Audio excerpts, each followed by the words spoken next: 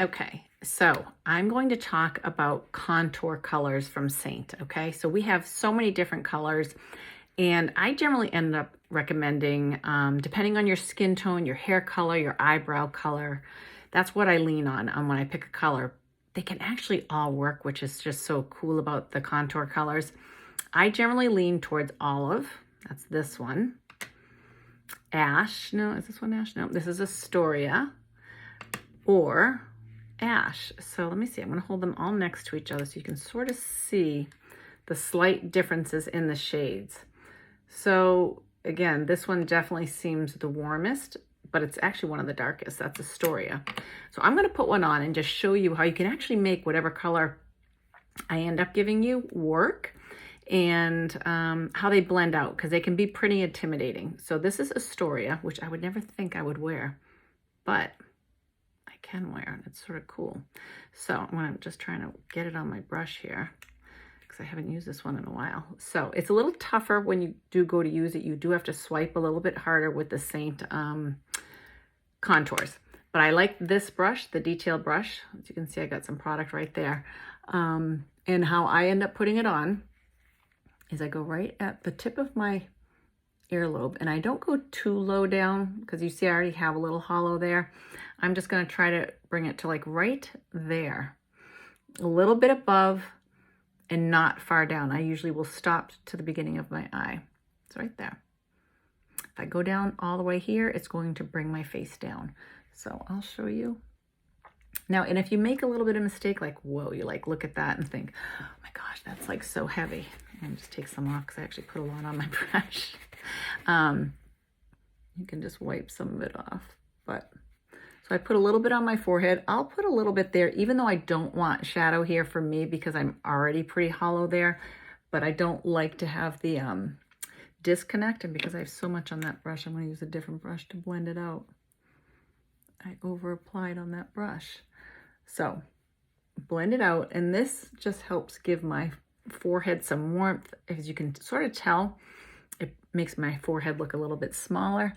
And then always brush up with your contour, because that will make the difference on how it ends up looking. If I was to brush down, it's going to bring the product down further on my face, and we don't want that. Now, see how that just blended out? And sometimes in the hairline, you get a little bit in there, just blend that out. So that's all you want, easy. Now I can show you, I'm gonna show you a different color on the other side, so you can just get an idea. I didn't realize how much I actually put on that. I will try olive now. This one's olive, and we'll put that on the other side. I'm gonna show you also what you can do if you drop it too low. So I'm gonna start again there. And I just sort of push it in, just like that. See, now this one's a little bit lighter. I'll do the same up here. And I'll blend it up. I'll bring a little bit there.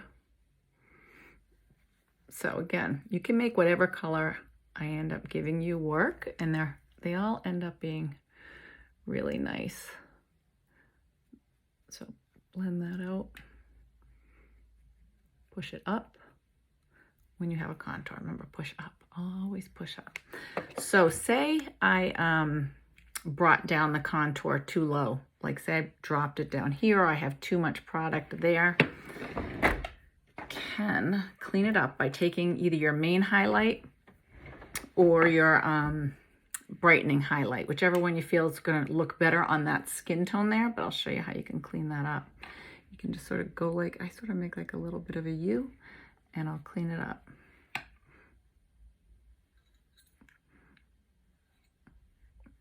So that's some way that you can clean it up if you feel like you dropped it down too low. Just take your, or you could take even my lighter shade, which is my brightening.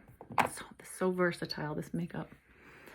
Go like that, same thing. And you just, the only thing is if you go with the lighter color, you really gotta make sure you blend that out, because you don't want white all sitting here, because that's very light for me. So I probably wouldn't do it with that color, but those are your options. Now, for your blush color to go on top of that, let's pick out a blush color here. Let's say we use the color Nude. I think this one's Nude. Yeah. You want the two pieces to marry. So here's my contour. And now I'm going to go right there. You want to make sure the pieces are together, because if they're not, you're going to have a line, and that's something you don't want when you have contour. You want it to be blended in, so it gives you that look of some definition, but your blush ends up blending in with it. So there you go. And I could pick a different color for this side if you know you wanted to see a different color, but that's all you do. So contour is really fun. I don't contour every day, but if I don't contour, I got like two different colors going on up here, I will bronze. I will bronze my whole face just because I feel like that gives me a little bit more warmth and also helps with my forehead not being so stark white and in front of your face. So that is contouring, and just have fun with the contour. You can contour your nose. I don't.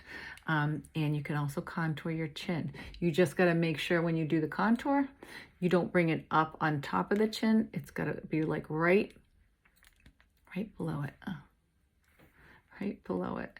My lip gloss is getting everywhere. So just right there. And that will give you some definition, and then you got to blend it out. And then I usually put some right there too, because that will help hide this little thing there. So yeah, remember, just don't bring your contour up here, down here, right there. And the key thing is to blend it. But it will give you a little bit more of a jawline if you want to do that. So that is just some basic contouring, and I can always do more at another time.